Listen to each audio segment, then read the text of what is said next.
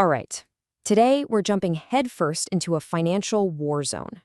This is a place where logic and reason can just disappear, where a stock's price completely detaches from reality.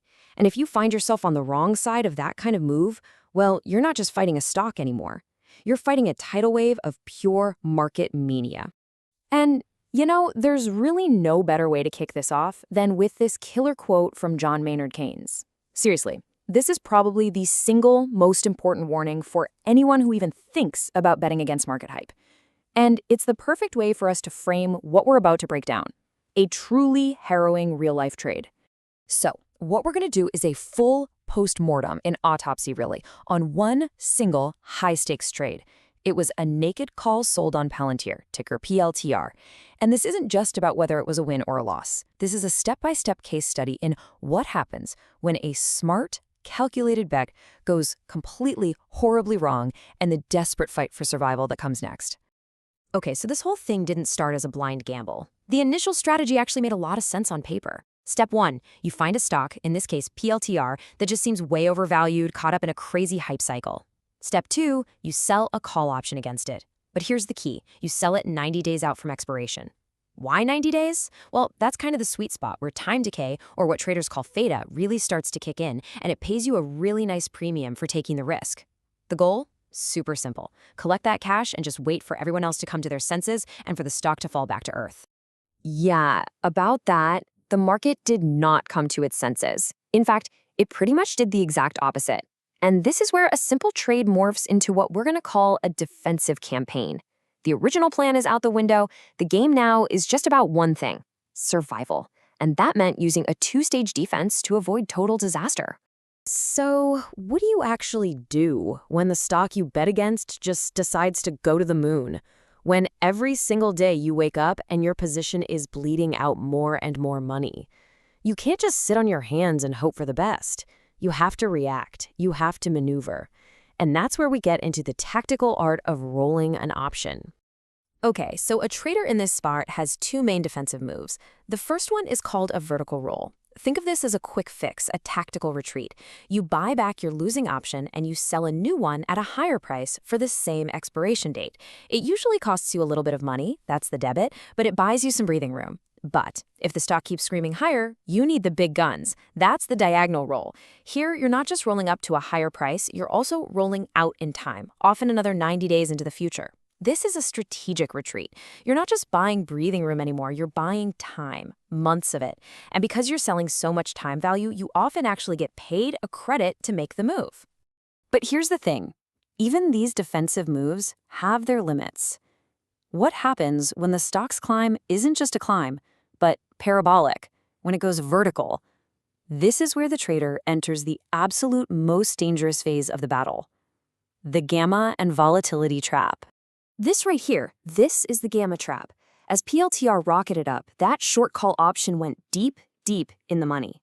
And its delta, that's its sensitivity to the stock's price, it started creeping towards 1.0. This is a trader's nightmare scenario. It means that for every single dollar the stock goes up, your losses are piling on by almost a full dollar too. Your nice, small, calculated bet has now turned into a runaway freight train and it's accelerating right at you. And this is what makes the trap so terrifying.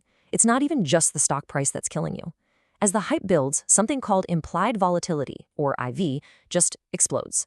You can think of IV as the fear premium that gets baked into an options price. When IV goes through the roof, the cost to simply buy back your option and get the heck out of the trade can become so ridiculously expensive, it's impossible. You're trapped. You literally can't afford to stay in the trade, but you also can't afford to get out. But look, every hype cycle, every bubble eventually breaks. And after weeks of just relentless, soul-crushing pressure, the market psychology finally cracked. The rocket ship stalled, the hype started to evaporate, and this created one tiny little window of opportunity that the trader desperately needed to even think about an escape. This timeline just captures the sheer insanity of this whole siege. The battle started with a short call at a strike price of $145. But over the next 2.5 months, as the stock went completely parabolic, the trader had to keep defensively rolling that strike price all the way up to $270 just to stay alive. The position was pushed to its absolute breaking point before that hype finally broke. And here's the real key to the escape. It's called the volatility crush. So when all that hype just vanished, yeah, the stock price fell. That's good. But what was even more important is that the implied volatility just collapsed.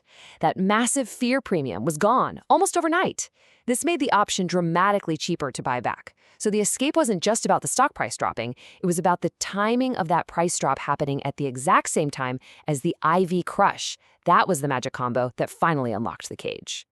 In the trading world, somehow getting out of a mess like this alive is known as a great save. The trader navigated a complete near catastrophe and lived to fight another day. But that's when we have to ask the really hard question. Was surviving the battle the same thing as actually winning the war? After 3 months of constant, high-stress risk management, dozens of defensive trades, staring into the abyss of theoretically unlimited losses, the grand total, the net profit for all that pain, was just $500. It's almost a joke, right? That number, it's so small, it forces you to face the brutal reality of what just happened. After everything we just went through, the gamma trap, the IV explosion, the months-long defensive war, how on earth is it possible that the reward was so tiny? It's because that final profit number doesn't even begin to tell the whole story. Every single one of those defensive rolls came with hidden costs. You got flippage and commissions eating away at your premium, a death by 1,000 cuts. You've got the huge opportunity cost of having all your capital tied up in this one losing battle for months. But honestly, the biggest cost, the one that never shows up on a statement, is the psychological tax, the nonstop stress, the sleepless nights, the mental exhaustion of fighting the market every single day for months on end. This whole painful ordeal is just a perfect, textbook example of something called risk-reward asymmetry. And this is the fundamental built-in danger of selling naked options. You are risking a potentially infinite amount of your money, all for the chance to earn a small, capped profit. I mean, when you say it out loud, you see how the math is just brutally stacked against you if you're wrong. Which brings us to the naked truth, the final critical warning, and the main lesson that this great save really teaches us all about taking on risk. Let's be crystal clear here. This so-called win was nothing short of a near disaster. Just because you managed to escape a house fire doesn't mean playing with matches was a good idea in the first place, right? A successful defense should never be confused with a successful strategy. So what's a better way to think about this? Well, just look at the comparison. Instead of that naked call with its truly unlimited risk, consider a covered call. With a covered call, you actually own 100 shares of the stock as your collateral. So what's the absolute worst thing that can happen? The stock gets called away from you and you miss out on some potential gains. Now compare that to the worst case for a naked call, a catastrophic account-destroying loss. The difference in the risk you're taking, it's just night and day. Ultimately, the lesson from this whole financial siege isn't really about how to be a hero. It's about setting things up so you don't have to be one in the first place. Smart trading is about managing your risk, not just surviving it. And just as a final reminder, all of this is for informational purposes only. I'm not a financial advisor, so please always do your own homework and due diligence before you make any investment decisions. Thanks for tuning in.